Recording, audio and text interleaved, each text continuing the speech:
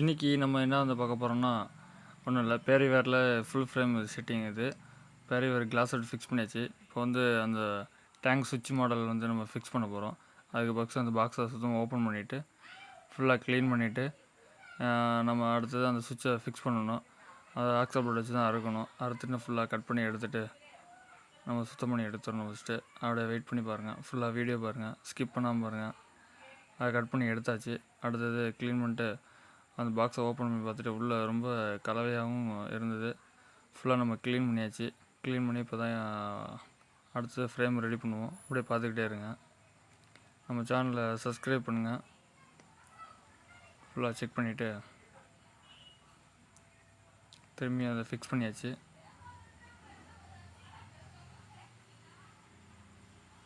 இப்போ அடுத்து பார்த்திங்கன்னா அந்த சுவிட்சை பார்த்துங்க, நல்லா ஒரு மேட் ஃபினிஷ் கலர். இது மேட் ஃபினிஷிங்கில் இருக்குது. பார்த்துங்க, அந்த ஃப்ரேமை ஃபஸ்ட்டு ரிமூவ் பண்ணிட்டு அது சின்ன கிளிப் மாடலில் இருக்கும். அதை நம்ம டெஸ்டரோ ஸ்க்ரூ ட்ரைவரோ லைட்டாக நம்பினா அது வந்துடும். அதை எடுத்து நம்ம ஃபிக்ஸ் பண்ணிவிட்டு அளவுலாம் கரெக்டாக இருக்கணும். இப்போ தூக்கி அதை வச்சாச்சு. இப்போ அடுத்தது பாருங்கள், அந்த ஸ்டிக்கும் லாக் ஸ்டிக்கும் ஒன்று இருக்கும்.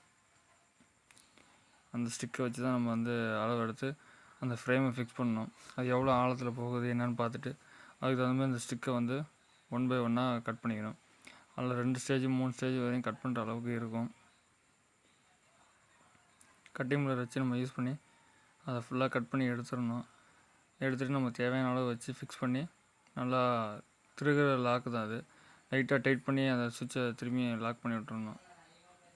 அப்போ தான் அந்த கிளிப் வந்து நல்லா லாக் ஆகி கவர் ஃப்ரேம் நல்லா ஃபிக்ஸ்டாக இருக்கும்.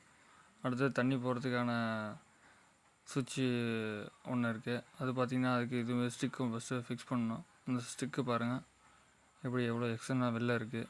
வச்சு பார்த்துட்டு நம்ம செட் ஆகாதான் பார்த்துட்டு அதையும் எடுத்துகிட்டு அதுலேயும் கட் பண்ணுற ஸ்டேஜ் இருக்கும்.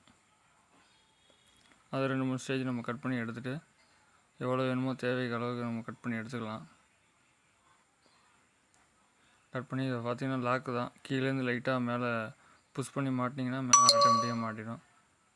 பிடிச்சிருந்தால் சப்ஸ்கிரைப் பண்ணுங்கள், லைக் பண்ணுங்கள். பாருங்கள் எவ்வளோ ஃபினிஷிங்காக நீட்டாக இருக்குதுன்னு.